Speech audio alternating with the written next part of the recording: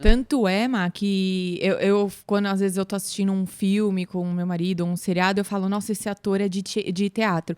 É nítido quando o ator. Porque no teatro, o ator, ele tem que ter muita expressão. Vocês têm que entender que, tipo, tem gente que senta longe, precisa sentir aquela coisa que no cinema, na televisão, dá um zoom na cara e acabou. Sim, Então, o ator de teatro, ele é mais expressivo. sim. Então, são artes que se completam, né? Concordo, mas também concordo que seja muito diferente. Sim, no cinema ou na televisão, por exemplo, a tua atuação precisa ser minimalista, porque a câmera está muito focada no teu Tá no pelo rosto. do seu nariz, né? Exatamente. Então, se você usar a mesma linguagem do teatro, você fica exageradíssimo, né? Uhum.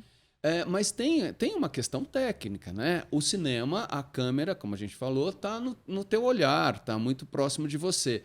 O teatro, nós, enquanto plateia, nós fomos assistir ontem um espetáculo, nós estávamos muito distantes dos atores, muito mesmo. É um teatro grande. Então, se você não tiver uma carga de figurino, uma carga de maquiagem, uma carga de interpretação, se aquilo não Uhum. for potencializado, Intenso, você não as pega. pessoas de longe não vão te entender, né? E aí eu vou pegar esse gancho para voltar ao teatro de bonecos. Eu não sei se dá para perceber que eu sou um pouco apaixonado, talvez ainda não, mas até o Faz final jus à paixão. as pessoas vão achar que Não, faz jus. Eu achei muito lindo. Quando eu entrei pra ver que a gente agendou, que eu fui fuçar, eu já falei, sou meia cagona. Mas mesmo assim, eu entrei, eu fiz questão de ver o boneco por boneco. Até o Drácula, gente, na época das histórias de Halloween. Eu fiquei do muito show dos apaixonada. Eu monstros. mostrei pro meu pai, porque ele também adora essas Aham. coisas de boneco, tudo, como eu comentei. E é muito lindo o seu trabalho. Parabéns, viu, Obrigado. Márcio? Os Faz jus à bonecos, paixão. os bonecos, eles são exagerados exatamente porque eles não têm movimentos de expressão. Então, eles não vão meio que conseguir enganar a plateia, né? Então, em geral, eles são tipos, né? Eles são bem exagerados mesmo, primeiro para serem vistos de longe, porque a gente está falando no museu, por exemplo, você faz uma visita, mas você está a 15 centímetros, 30 centímetros desse boneco, se você quiser. No palco você está a metros. Então, se for algo extremamente sutil, claro que as pessoas não irão ver. Então, já tem algo acentuado ali exatamente para suprir essa questão, né? De você assistir isso de longe. E eles precisam chegar para a plateia, e isso é um pensamento meu, certamente existem outros pensamentos, né, sobre teatro e animação. O que eu estou falando são as minhas verdades, né? Elas não Uhum. são absolutas, claro que não. Mas me parece que o boneco ele precisa chegar e já dizer a que veio. Né? Então, quando você vai para a exposição do museu e vê e vai analisando os bonecos, você consegue identificar as personalidades. Olha, esse é bom, esse é mau, esse é Ah, que nem eu falei, indeciso. ela é sofrida, porque ela tava com aquela É, cara de sofrimento, né? essa Você talvez. rotula.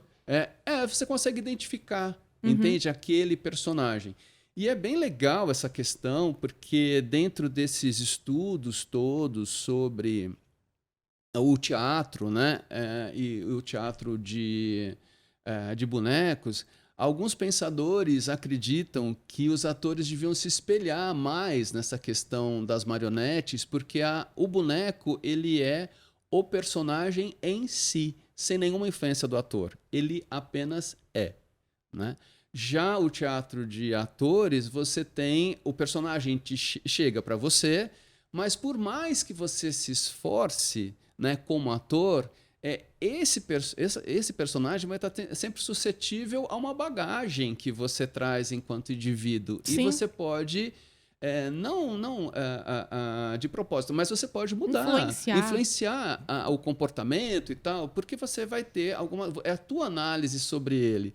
Ao contrário do teatro de bonecos, onde o personagem é ele. Ele é só movimentado por um ator manipulador, que esse é o nome técnico de quem movimenta os bonecos, mas ele não sofre a interferência do manipulador, né? Ele apenas é o personagem ali, Posso né? até puxar um gancho, Claro. Márcio? Porque... Eu não sei se você sabe, mas o podcast é seu. Não, Você mas pode o fazer o que podcast você é o meu convidado, Aqui, o meu tesouro são os convidados. Que bonitinho. Então, Você pode puxar pode pôr pra o onde você Kiko na quiser. edição. Tô brincando. Meu tesouro, né? Eu falo meu tesouro, eu lembro do Kiko e do meu avô, que me chamava de tesouro. Mas enfim, os cortes, do nada, né? Essa sou eu, não tem jeito. Mas eu vou puxar o gancho, porque assim, esse podcast, esse tema, é um dos primeiros que eu elenquei quando a gente criou o podcast. Porque o teatro, eu nunca falei isso aqui no podcast, mas o teatro, ele teve uma importância na minha vida tão grande. Porque quando eu era adolescente, eu tenho 1,81 de altura. Quando eu, na minha fase adolescente, que eu espichei muito rápido, eu fiquei desengonçada. Então eu sofri certo bullying na escola. E não é mimimi, é bullying mesmo, de tapa na cabeça e tudo. Isolar. Nessa época, minha mãe me colocou no teatro. Sim. Porque as pessoas naquela época viam um teatro ou para crianças que, quero ser atriz, quero ser ator, ou quando começa a ficar muito tímido, vamos botar no teatro, que se solta. Sim, sim. Foi isso que ela me colocou. E eu me apaixonei, porque lá eu tinha liberdade, e aí entra o que você está falando, da interferência da pessoa no personagem. Eu tinha liberdade de expor quem eu era sem julgamento.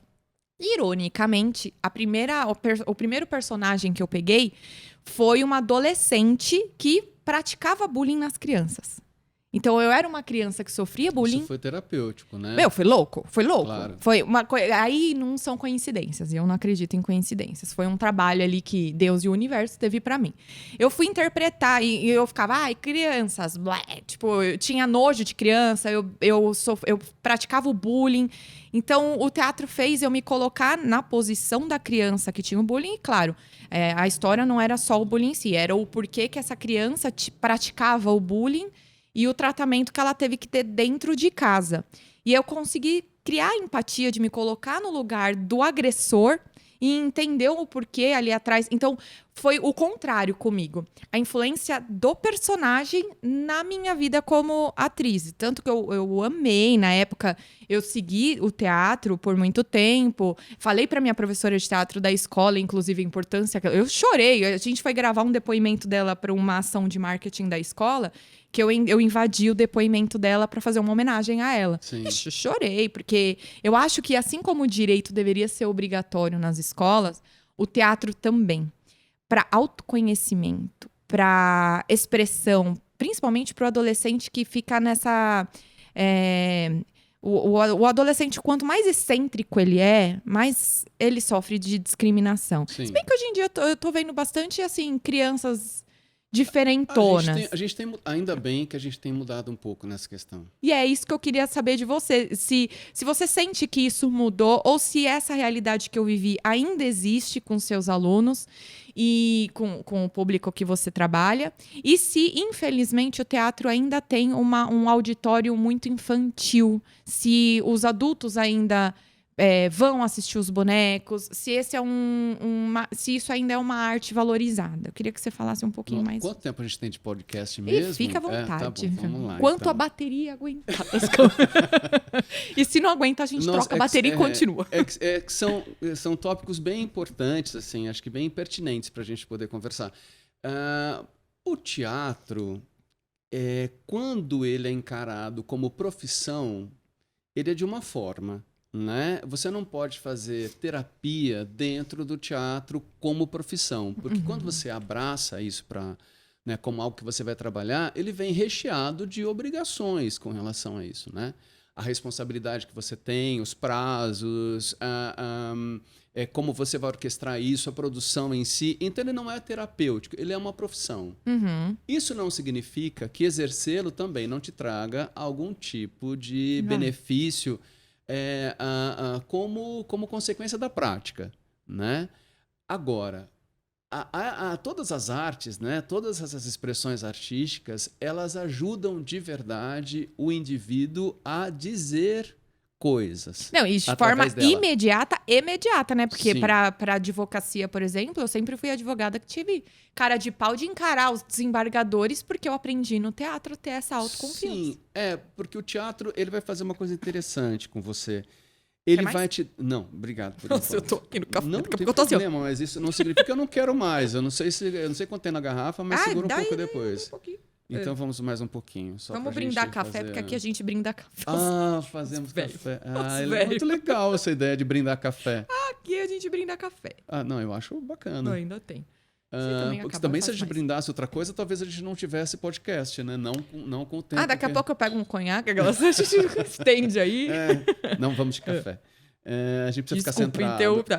Interromper. Se eu já falo pra caramba sem café agora com 3 xícaras, eu juro que eu vou tentar ficar aqui. Não tem problema. Talvez esse podcast fique, porque eu também vou embarcar, então talvez eu fique com 5 horas. Tudo bem, até faz parte. Depois edita. Mas ele faz uma coisa importante, que ele acolhe, entende? É um lugar... E isso não é uma frase minha, né? O teatro acolhe os desajustados, né? Porque ele é um espaço de liberdade. É um espaço onde você se sente confortável.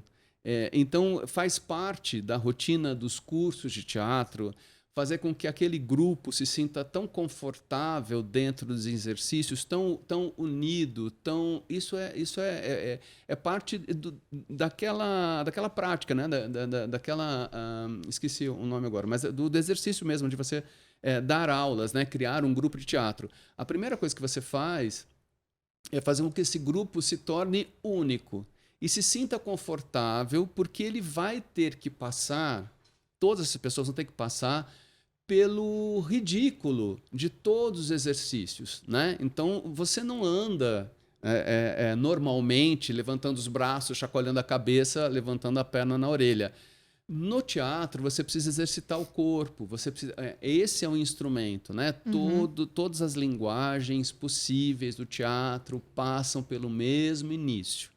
Né? Essa concentração do corpo, a ideia de que você vai se expressar através dele ou através de uma linguagem, mas todos eles têm o mesmo início, né? Inclusive teatro de bonecos tem a formação do ator é a mesma, né? Depois ele escolhe a linguagem, mas a formação do ator é a mesma. Então você vai ter aquele momento em que você vai se sentir ridículo. Então você precisa que esse grupo fique uníssono para que ninguém se sinta julgado por aquilo. E essa ideia de você conquistando essa liberdade de expressão, né, esse momento onde você vai ficando mais livre e tal, vai tirando de você algumas inseguranças e vai te dando a confiança de, ok, e aí ele vai te dando outras ferramentas, né? Eu sou tímido e você também deve ser. No fundo, nós somos tímidos. Nós não nascemos assim, tipo, que legal, ele nasceu super. Tem gente que tem essa bênção de nascer extrovertido.